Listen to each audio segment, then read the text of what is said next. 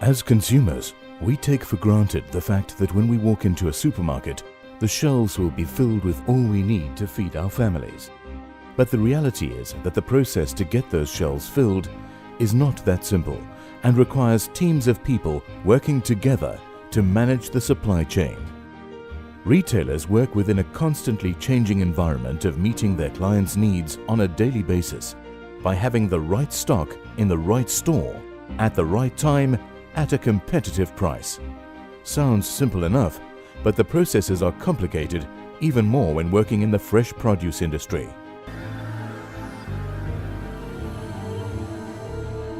Planning starts 6 months in advance with the identification of growers, the drawing up of growing plans, and the awarding of programs. In the past, when a product was out of season, then you couldn't get hold of it. These days, retail competition requires us to be able to fulfill the customer's needs all year round. The procurement strategy needs to take into consideration the geographical aspect, seasonality, varieties, timing, quality, weather, as well as cultural practices of farming. All of this to ensure that our clients get the choice of the best produce and range at all times. What happens once the product has been procured? Due to the stringent health and safety regulations required by the retailer today, when working with foodstuffs, it is an empirical science to manage a production facility. Food safety is of utmost importance and needs to be closely monitored and fully traceable along the supply chain. All packing facilities are required to have an annual audit by an independent auditor. All products supplied to a retail client will have a specification sheet. The specifications covered within this sheet will include product quality standards with maximum permissible deviations, packaging specifications, and a product process flow diagram covering production controls, which encompasses temperature control and handling techniques.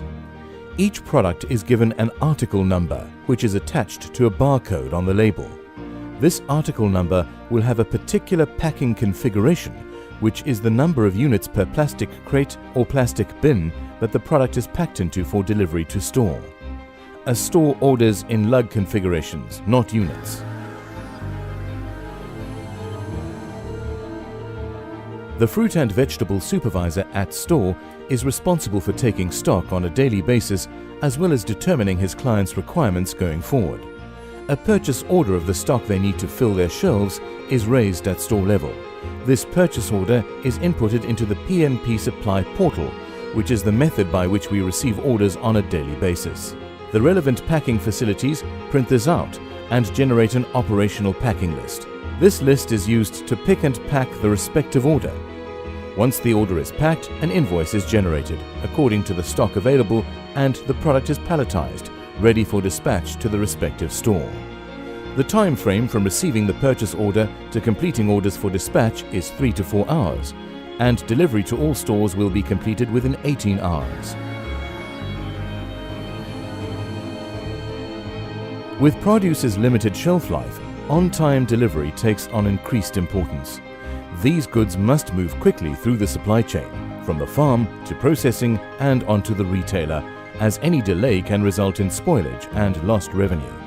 One must remember that certain product ranges have a 4-day shelf life, so it is imperative that these lines maximize their selling time on shelf.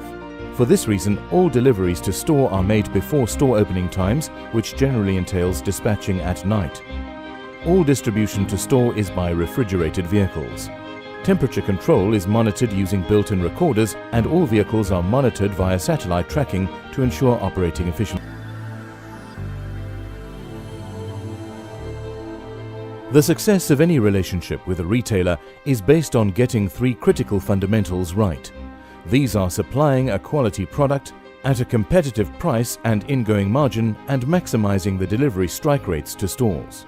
It is crucial as a supplier that one is aware of market conditions at all times and that one reacts to any changes, so constant monitoring at both the retail end and production end is vital to ensure competitiveness and ability to drive sales.